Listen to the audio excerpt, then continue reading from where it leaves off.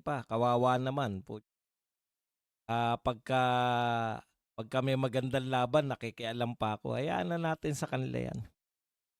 Good morning po. Pag-usapan na po natin 'tong lahat ng, tira ngayon sa mga Duterte, sasagutin po natin 'yan. Kasi linggo po ngayon, ito po 'no, very active na po pala 'to si Bokbok Bokbokbok, si Jared, Coach Jared. Ito po ang mga paninira nila sa mga Duterte ngayon. Una po 'no, meron lang akong, punto rito sa mga paninira nila na 'to.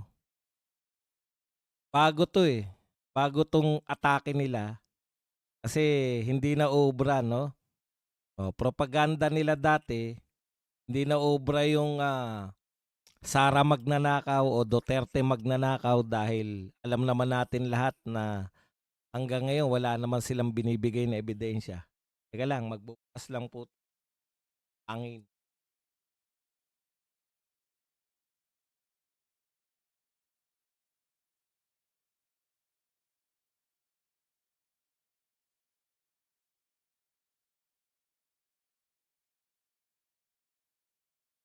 Hindi na po umubra yung propaganda nila na Sara magnanakaw o Duterte magnanakaw dahil wala naman talaga silang pinakikitang ebidensya na nagnakaw nga, lalo na 'to si VP Sara Duterte. Paulit-ulit lang yang mga Mary Grace Piatos nila pero actually wala naman talagang silbi yan 'no. Hindi na rin po umubra yung mamamatay tao dahil, yung mga tao po, mga kriminal daw yung mga Duterte, yung mga tao po ay hinahanap-hanap yung war on drugs ng mga Duterte dahil yun po ang nagbigay sa atin ng kapayapaan dito sa Pilipinas. Okay, hindi na rin po ubra yung pro-China nila dahil mismong ang Presidente Marcos, ay kagagaling lang po sa Davao para ipagmalaki yung dinonate ng China, yung Kabagan Bridge, ay Kabagan, ah, Bukana Bridge pala. Kabagan yun yung bumagsak, 'di ba? Topic din natin 'yan. 'Di na po umubra yung pro-China kasi, 'pag, pro-China pa sila sa mga Duterte ngayon, ibig sabihin lang po pro-China si BBM kasi kaibigan na siya sa China, Oo. So, hindi rin po uubra yun, yung estilo nila na yun. Kaya, ang bago po nilang propaganda ngayon, halos lahat po ng mga nagpo-post sa mga social media na mga bayaran na trolls ay duwag ang mga taga Davao o Davao Duwag Squad. Yan. DDS din. Davao Duwag Squad. Ayan po ang kanilang mga bagong atake ngayon. Kaya iisa-isahin po natin yan. Iisa-isahin po natin tong mga paninira laban sa mga Duterte. Unahin na po natin to. Yung paninira ni Coach Bokbok. Bokbok, bokbok, bokbok, bokbok. Kadiri itong si Pulong Guloyd. Bago yun, Pulong Guloyd. Tapang-tapangan at linis-linisan sa SOCMED pero nakakapon kapag investigasyon na. Panis talaga mga Duterte. O yan, hindi raw po umaten ng ICI. Yan po pambanat nila ngayon dahil duwag daw si Pulong. Naduwag. Sabi nila, ito bago, kapon naman daw. Akala daw natin matapang yung mga Duterte, pag iimbestigahan na raw, hindi dumadalo. May sagot na po si Pulong diyan bago nila atakihin, no? Nasagot ni Pulong 'yan na hindi po siya, no? Hindi po siya sasali sa mga sarsuela. Hindi po siya sasali sa mga palabas. Pero sasagot po siya sa tunay. Tunay po na mga reklamo, tunay po na korte. Sampahan nyo kasi ng reklamo sa tunay na korte. Yung ICI naman nagtataka nga ako sa ICI, ang dami pong, sabagay gawa lang talaga ni BBM 'yan para palabasin na meron siyang ginagawa 'no, laban sa korapsyon. Pero sa totoo lang wala pong silbi. Maski po yung mga dating ICI na nag-resign, si Magalong tsaka 'to si Singson, talagang walang pangil, walang silbi. Sa madaling salita, wala pong silbi. Ito pong ICI talaga. Bakit nyo naman papaharapin sa isang walang silbing ah, investigasyon itong si Pulong? Kung gusto nyo talagang sumagot si Pulong, sampahan ninyo ng kaso. Ang problema, ano isasampan yung kaso? Wala namang Ghost Flood Control Project. Doon nga kami takantaka panay na lang kayo black propaganda Magpakita lang kayo ng picture o kaya video na merong ghost project sa Davao City. Magpakita kayo ng picture o kaya video na merong substandard flood control project, merong substandard na mga pagawain sa Davao City. Ang tagal-tagal na wala. Nagpunta na nga riyan si Magalong, naghanap na ng gagamba, wala pa rin. Gusto nyong makisama sa black propaganda laban sa kanila. Eto pa po. Pinapakita po rito na si Libiste, ganito lang sila manira Si Libiste kasama sa picture si Tatay Digong nakaganyan si ang tawag diyan, 30 sign. Tapos sasabihin nila kaya naman pala. Kaya naman daw pala tira ng tira si Libiste laban sa mga magnanakaw kasi Duterte. Hindi po Duterte, hindi po PDP laban si Libiste. Hindi niya po sinabi na siya po ay tauhan ni Tatay Digong o supporter ni Tatay Digong. Pero kung sasabihin ninyo kaya siya nag-expose ng mga katiwalian dahil Duterte siya, maraming salamat po. Yan po pala ang definisyon nyo ng pagiging Duterte. Yung anti-corruption. Yun talaga no? Hindi nyo maipagmalaki na dilawan o kakamping o loyalista o kakampi ni Marcos kasi umaatake sa korupsyon. Tanggap na kasi ng mga pro-Marcos, mga dilawan kakamping, na sila po ay pro-corruption.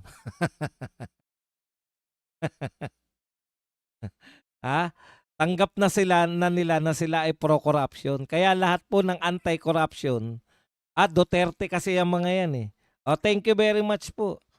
Ang taas naman ng tingin ninyo sa mga Duterte. Kahit hindi sino po ba hindi aangkin kay Libiste? Napakaswerte naman ng kagrupo ni Libiste, di ba? Pero bakit hindi po kayo proud kay Libiste? Kasi magnanakaw kayo. O kung hindi man kayo magnanakaw, pro-corruption kayo. Gustong-gusto nyo yung nakawan sa gobyerno. Kaya galit kayo kay Libiste. Sino po ba hindi matutuwa kay Libiste? Ang hindi lang po natutuwa kay Libiste at saka kay Barsaga, pero yun yung napakababatang congressman. Ang babata pa nila. No? Pero lumalaban na para sa bayan. Anti-corruption na. Sino po hindi matutuwa? Marami pong hindi natutuwa kay Libiste. Yung mga magnanakaw. Diba? Yun lang naman po ang hindi matutuwa kay Libiste. Yung mga terador, yung mga magnanakaw, hindi po matutuwa yung mga yan. Okay. Punta na po tayo rito. Ito talaga. Kasi uso ngayon yung Bukana Bridge na yung credit po ay inaangkin ni BBM. Alam nyo, sa isang banda, natutuwa po si BBM Kaya, sanay na kasi si BBM na sinisiraan siya, di ba? Hindi na po tinatalaban yan. Ano po tawag natin sa mga taong hindi na tinatalaban? Hindi na nahihiya o wala nang hiya, di ba? Alam po ninyo, real talk po, sa dami po ng paninira kay BBM, kung normal kang tao, matutunaw ka na Pero hindi po siya normal Pinaiimbestigahan yung sarili niyang gobyerno. Binabanatan yung sarili niyang siya mismo bumabanat sa sarili niyang gobyerno. Biruin mo, sabihin mo, laganap ang katiwalian, mahiya naman kayo. Dapat na nagsasabi niyan, oposisyon. Mahiya naman kayo, Mr. President. Laganap ang korupsyon sa gobyerno niyo. Si BBM mismo, mahiya naman kayo. Laganap ang korupsyon sa gobyerno ko. Mahiya daw. Dahil laganap ang korupsyon sa gobyerno niya. Saka naman nakakita ng ganyang pinuno, no? Willing ipagkanulo lahat ng mga tauhan Only in the Philippines. Only sa mga hindi normal na tao. Okay, minsan naisip ko, eh, o kagabi pala naisip ko, hindi siya tatalaban diyan sa, pagke-claim niya. Baka trini-trigger niya pa nga yung mga Duterte, 'di ba? Instead na magalit kayo ng magalit sa flood control project, dito na lang kayo magalit sa pagnanakaw ko ng credit. Ninakaw niya yung credit sa mga Duterte na legacy niya raw yung Bukana Bridge. Galit na galit siyempre yung mga Duterte supporters. Eh baka makalimutan na raw natin yung flood control, eh. Utot nyo, hindi po namin hindi po namin makakalimutan yung flood control, yung pagnanakaw sa flood control. Huwag kayong mag-alala, no? Dahil kada po uulan, kada po may bagyo, kada po bumabaha, hindi namin makakalimutan na ninakaw ninyo yung mga flood control project na pondo. Ang tagal mag-isip. Okay.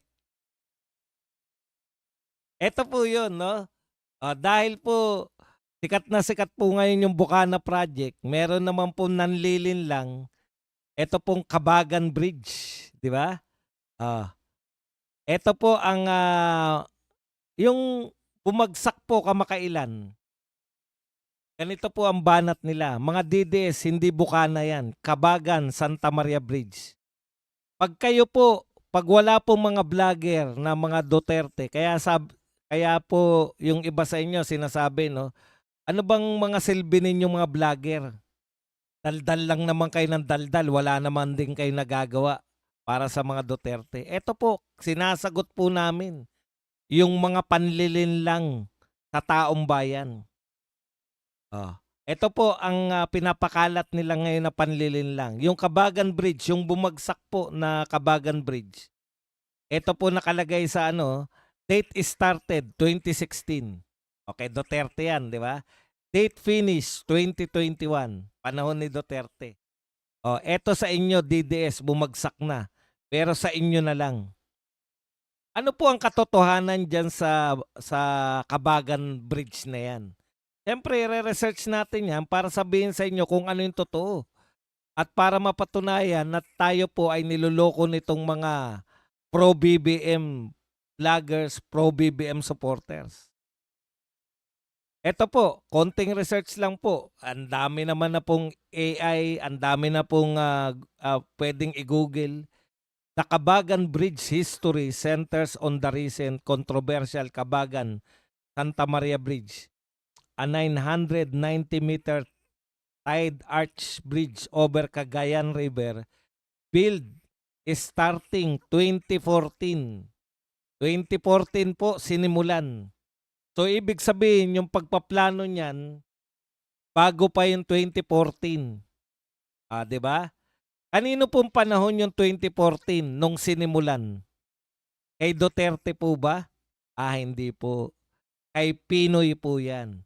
At kailan po natapos and opened? February 1, 2025. Sino po nagtapos? Si BBM. Okay, February 1, pinasinayaan na inaugurate at sinimulang i-open sa Madla. February 1. February 27, 26 days, bumagsak na agad. Anong kinalaman ng Duterte dyan? Sinimulan ni Pinoy, si BBM ang nagtapos. 3 taon yan trinabaho yan. May nabalitaan na po ba kayo na in-inaugurate na tulay nung panahon ni Digong? Na natapos nung panahon ni Digong na bumagsak agad? Hanggang ngayon, wala, di ba? Paano ko natiyak? Kung meron po, pinuputakti na ng media yan. Alam niyo mga media natin, die-hard Duterte haters. DDH. Yan po ang katotohanan dyan sa Kabagan Bridge. Ayan po ang ginagawa naming mga Duterte vloggers. Tinatama natin yung mga black propaganda laban sa mga Duterte. Okay.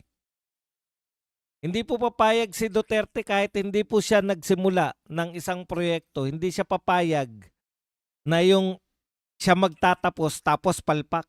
Etong gobyerno na to, sila na nagtapos at palpak na, naghanap pa na masisisi. Ganun talaga. Pag palpak yung gobyerno, hanap sisi lang. Yan po ang katangian ng isang palpak na namumuno. Naghanap lang po ng masisisi. Okay, punta na po tayo rito sa iba pang balita. Ay, iba pang paninira. Eto po, Davao Duwag Squad, puro yabang lang. Si Bato daw po takot sa ICC. Si Baste daw po takot kay General Torre. Si Pulong daw po takot sa ICI. Isa-isahin po natin ha. Isa-isahin po natin. Totoo ba na takot kay General Torre si Baste? Yan po, nagsimula po yan, yung nag-organize po si Torre ng paboxing, di ba? Hinamon niya po si Baste na alam po ng DILG ni Remulla, John Vic, na nagpaalam po sa kanya si Baste na mawawala po, mayroon pong travel order. Meron po siyang travel pinapayagan po siya ni John Vic na mag-travel. So alam po ng DILG Secretary John Vic Remulla na wala po si Baste sa Pilipinas sa panahon po ng paboxing ni General Torre. Kaya yun po ang kwento na takot daw kay General Torre si Baste dahil hindi yung one-way na paghamon ni Torre ng kanyang paboxing. Alam niyo po sa boxing, matagal po ako sa boxing. Ang negotiation po sa boxing, dalawa po kayong sasang-ayon. Hindi po pwedeng hinamon kita, pumunta ko. Nang hindi ka naman, di ba? Hinahamon kita, o boxing tayo. Tapos hinheadline mo pa ako. Ang tawag po dyan sa Amerika, false advertising. Ina-advertise mo na may laban ka kay Baste. Ang tanong, pumirma ba sa kontrata si Baste? Pumayag ba si Baste sa paboxing mo?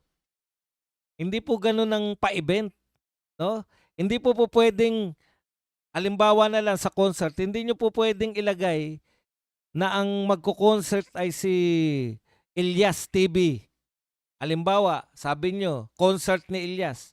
Hindi nyo naman inimbitahan nyo lang si Ilyas. Hindi naman wala naman kayong kontrata ni Ilyas. Oh. Ngayon, palalabasin nyo na natakot kay General Torre dahil hindi umattend sa paboxing ni General Torre na in the first place, hindi naman sinang-ayunan ni Baste. Pwede ba kayo na pa-concert, maningil kayo? May singilan eh. Naningil po ng ticket eh. Pwede po ba yun na maningil kayo ng ticket sa isang pa-concert na hindi pa pumapayag yung artist? Ganun po yan. Okay. Punta po tayo rito sa takot daw si Bato sa ICC. Alam niyo po, wala pong loko-lokong tao na alam mo na ipapakulong ka na wala kang kasalanan, pero magpapakulong ka pa rin.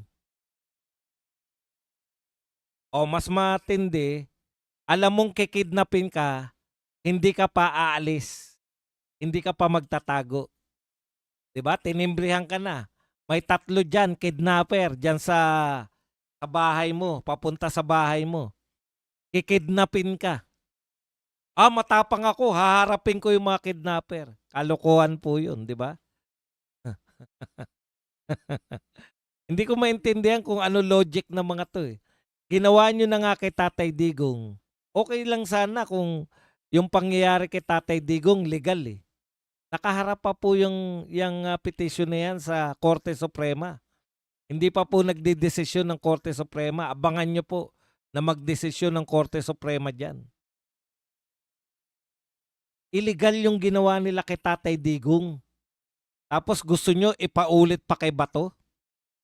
Loko-loko ka na lang kung para lang mapatunayan. Matapang ako, haharapin ko yan. Hindi ka matapang nun. May something sa utak mo. Ito naman po, takot sa ICI. Si Pulong daw po ay takot sa ICI. Bakit naman po harap si Pulong sa ICI? Una, walang jurisdiction. Ang ICI wala pong jurisdiction sa mga congressman. Alam niyo po ba yon? Hindi. Merong jurisdiction. Wala po. Matagal na pong pinapaliwanag yan. Sino ba nagpaliwanag niyan? Kung hindi si De Lima, si Guanzon, Rowena Guanzon. Matagal na po yan sinabi. Ganito po paliwanag yan eh. Executive order yan, hindi po batas ang nag-create sa ICI. Executive order. So lahat po ng miyembro ng executive, lahat po ng sakop ng executive, sakop po ng order na yan. So pag sinabi po ng presidente na nag-create ako ng ICI, pasok po yan. May jurisdiction yung ICI sa lahat po ng mga executive offices. Kaya pag DPWH ka at pinatawag ka ng ICI, dapat kang sumunod. Bakit? Pasok ka sa executive eh. Pero ang legislative, hindi po. Ang judiciary, hindi po. Hindi po sila pwede sila mag-imbita. Yung imbitasyon nila, depende kung tatanggapin ng inimbitahan nila. Yun po yun. Ganun po yung executive order. Gusto pala nilang paharapin eh. Ibig sabihin, pag may pupunta ba na ICI, eto huwag tayong maglokohan. Pag may pupunta ba na ICI sa Davao, hinaharang nila Pulong, pinapauwi? Hindi eh. Kitang-kita natin si Magalong naghanap ng gagamba, di ba? Hindi naman po pinipigilan yung investigasyon eh. Bakit isasama nyo pa si Pulong sa palabas nyo? Palabas lang yan eh. Di sila makapaniwala na palabas lang kasi. Paniwalang paniwala sila.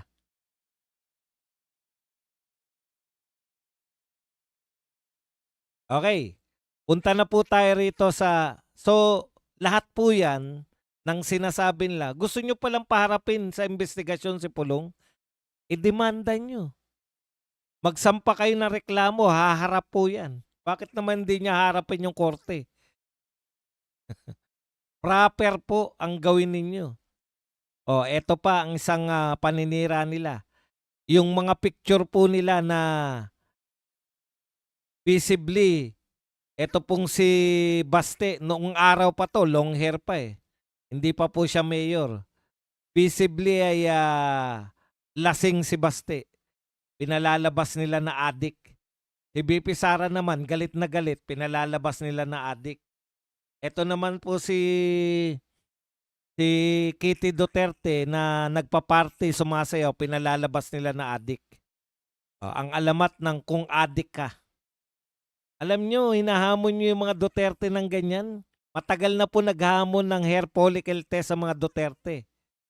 Matagal na rin po nag-hair pa-hair follicle test sa mga Duterte. Hindi po mga Duterte ang gusto ng mga tao na magpa-hair follicle test. Oy, tigil-tigilan nyo nga ako, kakadidilis nyo. Alam nyo kayo mga uto-uto, ano meaning ng didilis? Hindi mo alam, di ba? Ano yung meaning ng list sa didilis? Hil Laureo. Ano meaning ng didilis? Didilis kayo ng didilis, hindi nyo naman alam ang meaning. DDS alam namin, di ba? Davao Death Squad. Taga Davao ba ako?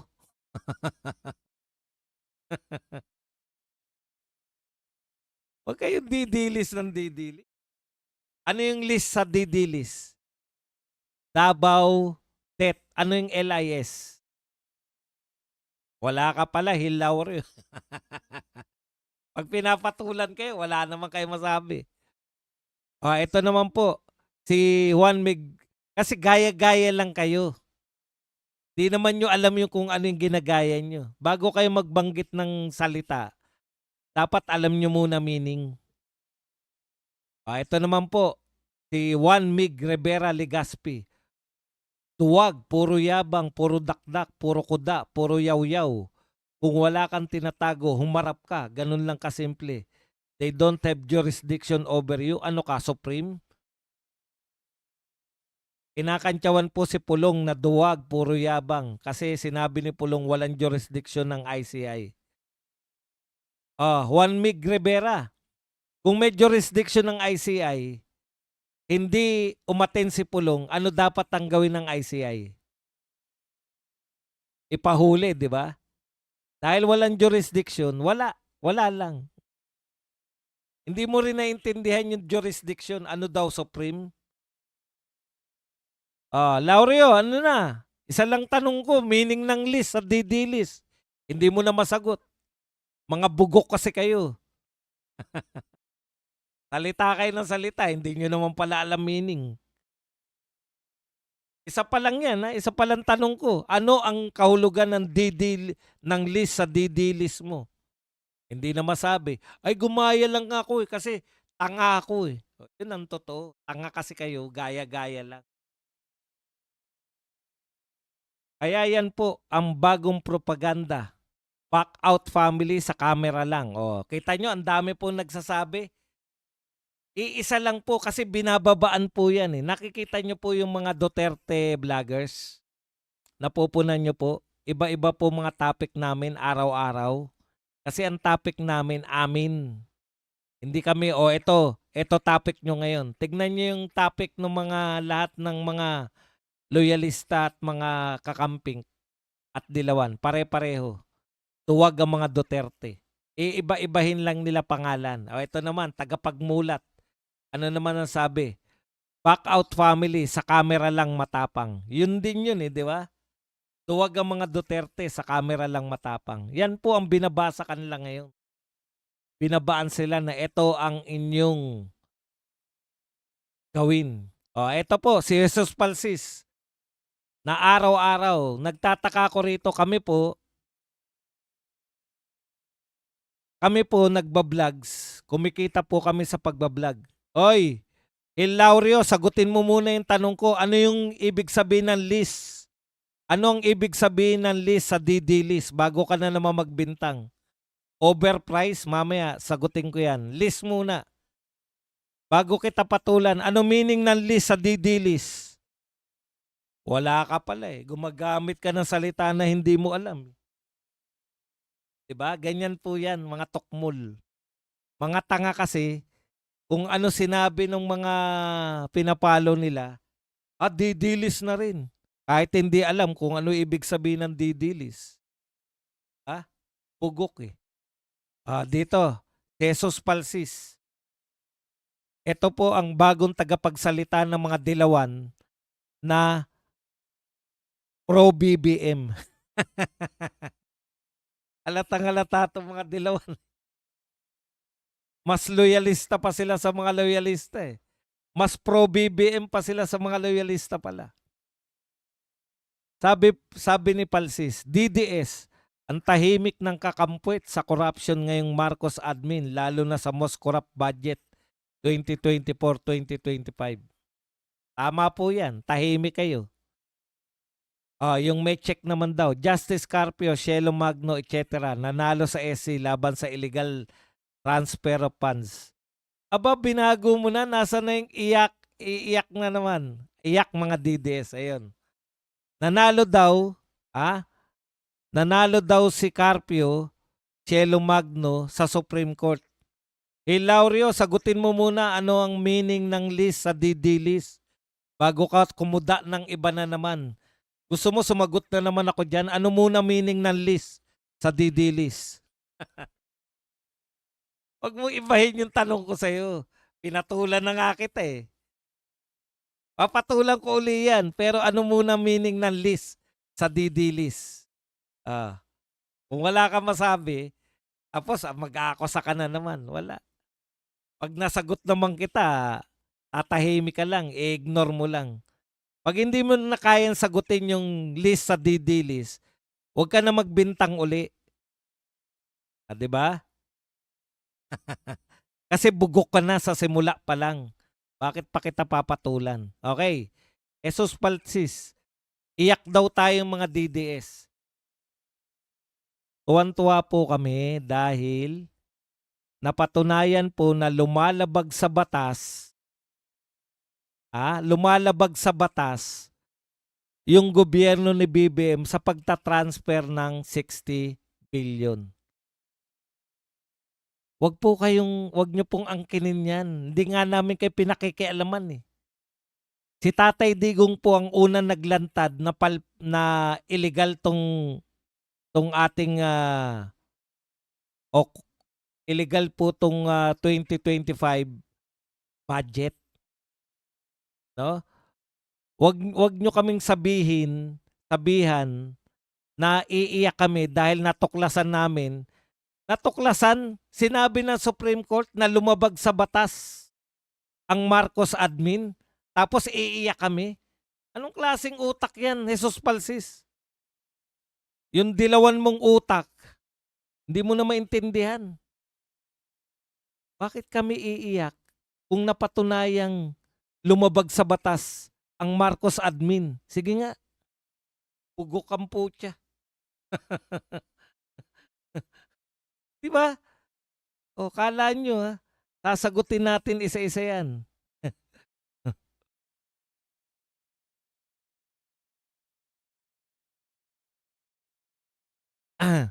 Ito po, 3 years into office. Ito maganda to. Rodrigo Duterte enjoyed a trust rating of 83% and 82% according to Pulse Asia and SWS in December 2019. 3 years in office, December. Bongbong Marcos, 3 years in office, 21%. Ang layo po, 83%. Si Duterte, nung December ng ikatlong taon niya. Si BBM, 21%. Ang layo, di ba? Pero yung mga loyalista, ganito ang kanilang mga narrative. Kaya naman bumaba yung rating ni BBM kasi anti-corruption siya eh. Nilalabanan niya raw yung corruption kaya bumaba daw yung rating niya. Antindi, no?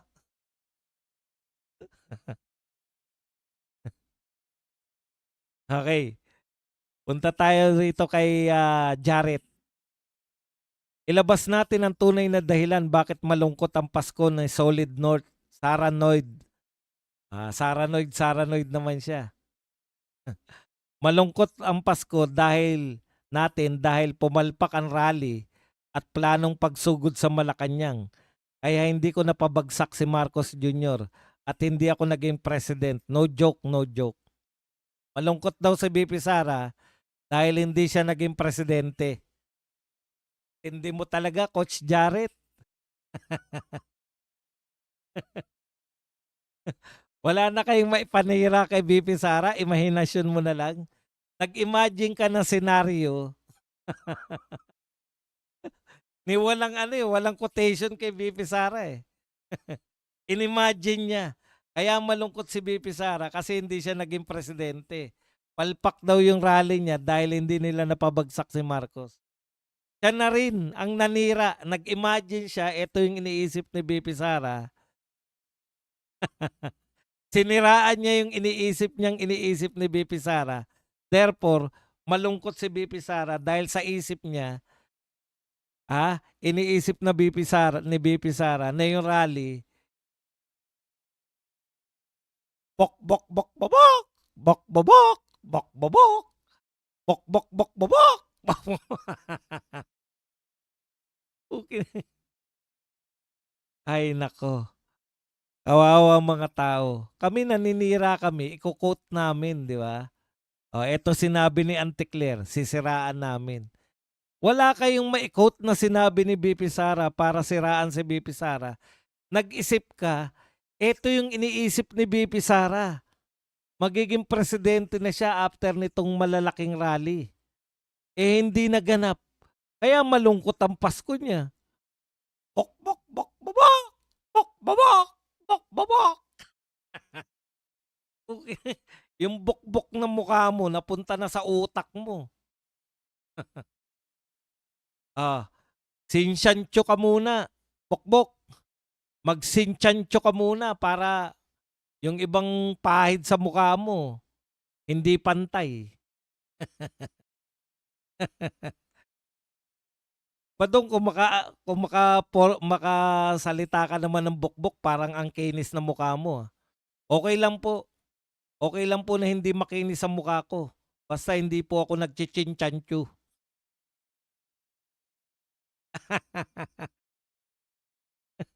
Tangina, nag-imagine ka lang tapos binanatan mo yung imagination mo.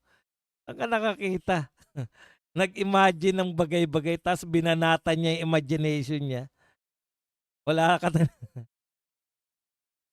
Oh, siguro naman napanood niyo na lahat yung pagwawala ni Rowena Guanzon. Eto na naman po ang sinabi ni Jesus Palsis. Oh, may nagwala and nabuang na si Rowena Guanzon sa Rockwell Mall. Scandalous level. Nasigaw plus elitista pang kinukutya yung lalaki dahil hindi raw naka-Rolex. Whatever started or caused the conflict, that is not how a civilized person should behave. Basta DDS talaga. Jesus Palsis, ano ba naman yan? Wala ka na bang gagawin sa buhay? Kundi pag pumalpak yung mga dilawan, DDS. Hindi ko po kinukutya si Rowena Guanzon. Alam niyo po ako, dahil high blood ako, nauunawaan ko yung ano, nauunawaan ko yung pakiramdam ni Rowena Guanzon. Kasi ganun kami mga high blood, biglang iinit, biglang magwawala, 'di ba? Kaya lang ako so far, kontrolado ko pa naman. sa tingin ko. Pero yung sabihin mo na DDS kasi si Rowena Guanzon kaya siya nagwawala. Put Atakihin mo si Rowena Guanzon. Pero yung kaya siya nagwawala dahil DDS siya. Una, sa bibig mismo ni Rowena Guanzon, hindi siya DDS. Kaya kami natutuwa sa kanya. Binabanatan niya si Marcos. Unlike kayong mga kakamping, kayong mga dilawan, nung napwesto si Marcos, bago maging presidente si Marcos, dekada niyong binabanatan kayong mga dilawan. Si Rowena Guanzon lang po ang nanatili na dilawan, aminadong dilawan, kakamping, nananatili siya sa pananaw niya na dapat banatan yung mga Marcos. Tapos ngayon, sasabihin nyo DDS. Ano kinalaman ng DDS dyan? Kahit na po, pagpalagay na natin DDS, pag magwawala, DDS, yan, tanga naman ito. Wag kami. Yun lang ang paliwanag nyo, kaya siya nagwala dahil DDS siya. Ganyan po kahuhusay yung kalaban natin. Di ba? Ang gagaling.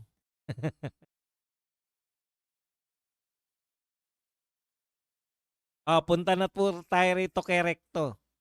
Meron kasing wala na, tinanggal na yata ng Abante yung kanilang yung kanilang post na inabsuelto na raw po. Last topic natin. Na inabsuelto na raw po ng ano tawag dyan? Inabsuelto na raw ng Supreme Court. Wala raw pong criminal liability itong si Ralph Recto. Kalokohan po yan. Hindi po ganyan ang sitwasyon. Kaya po, hindi po sinasagot. Tinanong po yung Supreme Court spokesperson, ang napakagandang si Attorney Ting, no? Kaya po nila hindi pwedeng sagutin kung may criminal liability ba si Recto o wala. Dahil hindi naman po, alam nyo po, korte sila. Hindi po sila pwedeng magbigay ng, hindi po sila mga politiko. kahit na anong tanong mo sa politiko, kahit pa issue yan ng mga hiwalayan ng mga artista, pwedeng may comment yung mga politiko. Ang Supreme Court po, lalo na po yung tagapagsalita ng Supreme Court, hindi po ito yung katulad ni Anticler na opinionated. Doon lang po siya sa ibinaba sa ginawa ng Supreme Court. Ang ginawa po ng Supreme Court, may nagpetisyon sa kanila na pinapatigil o pinapasoli yung kinuha na 60 billion at pinapatigil yung pagtatransfer pa ng natitira sa 89.9 billion ng PhilHealth papunta sa Treasury ng Pilipinas. Yun lang po ang pinitisyon. Dahil sitting po, alam niya yung trabaho niya bilang spokesperson, hindi po kasama diyon yung pang-aasar, hindi po kasama yung pag-atake. Strict po siya sa mga binaba lang sa kanya ng Supreme Court.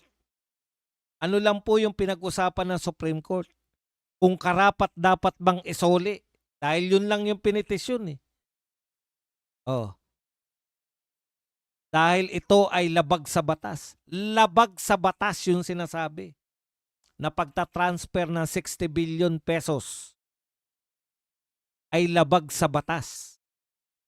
So dapat isoli. Ngayon, absuelto na ba si Recto? Hindi po. Dahil hindi naman nagsampa ng reklamo o hindi naman nagsampa ng kriminal ang sino man laban kay Recto. Bakit naman sasagutin ng Supreme Court? At sabing absuelto, hindi naman nila napagpasyahan yun. Ang pinagpapasyahan lang po ng korte kung ano ang dinulog nyo. Naintindihan nyo po. Ang dinulog po ron, pinapasoli lang nila yung 60 billion. So sabi ng Supreme Court, karapat dapat isoli dahil labag sa batas. Make you na eh. Meron na po kayo kung kayo po ay marunong sa batas at may pera rin lang, pwede nyo na pong sampahan ng kaso si Recto. Dahil ang linaw na ng Supreme Court eh. May paglabag sa konstitusyon na ginawa. Kaya pinapasoli. Yun po yun. Enchendes.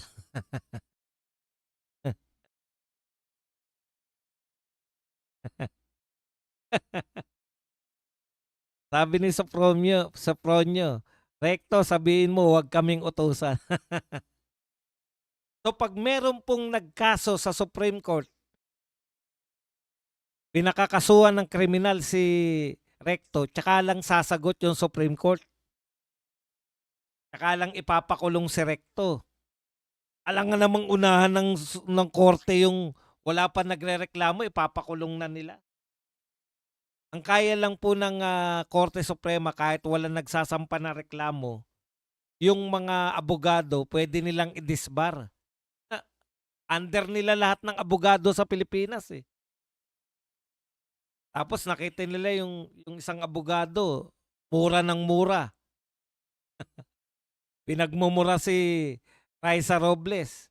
Sinabihan ng mga kabastusan na magpaano sa aso. Napanood ng mga taga-Supreme Court, grabe naman tong abogado na to. Pinagmumura si Raisa Robles at sinasabihan na magpaano sa aso. Dinisbar nila. Wag na itago natin sa pangalang Gadon.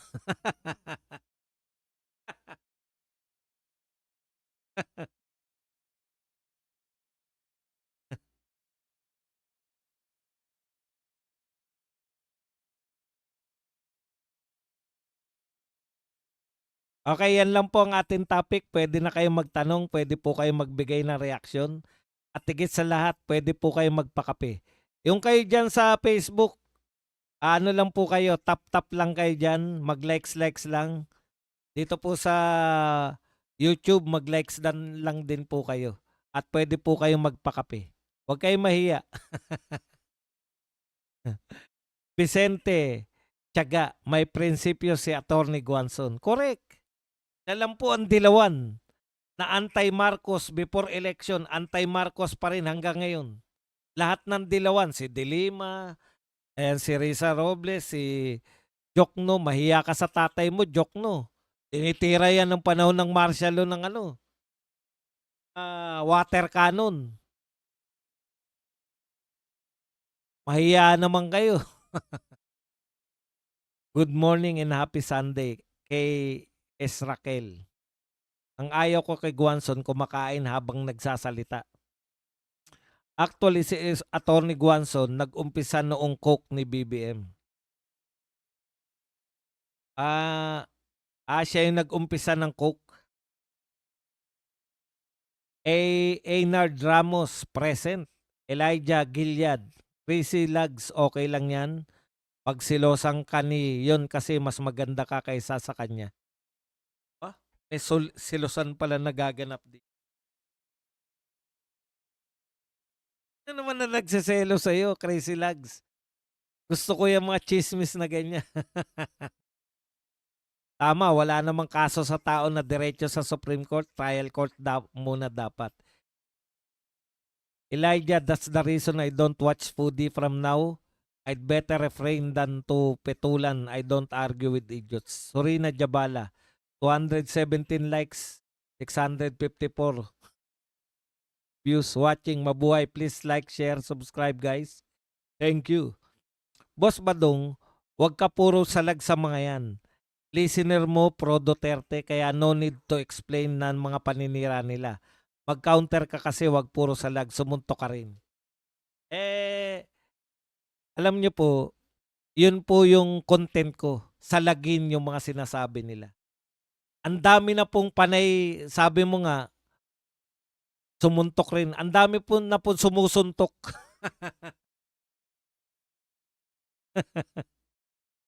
Ipaubaya ko na sa kanila yung pagsuntok. Kung sa tingin mo, hindi pa rin ako sumusuntok ng lagay na to, wala tayong magagawa. Kanya-kanya po yan, di ba? Ito po brand ko eh. Lahat ng mga atake, gusto ko salagin para may tagasalag din. Ngayon, kung ayaw mo naman tong ginagawa ko, wala naman akong problema ron. Di ba? Ganun talaga buhay. Millions ng channels eh. Wala tayong problema dun. Kung mas gusto mo yung ibang channel, okay lang yun. Walang problema. Hindi ko na problema yan. That's not my problem anymore. That's your problem anymore. Ayun nga. Kaya Melanie Marquez. Actually boss, totoo yan. Napansin ko rin na yung mga dilawan ay mas loyalista pa sa Marcos loyalist. Kasi yung loyalist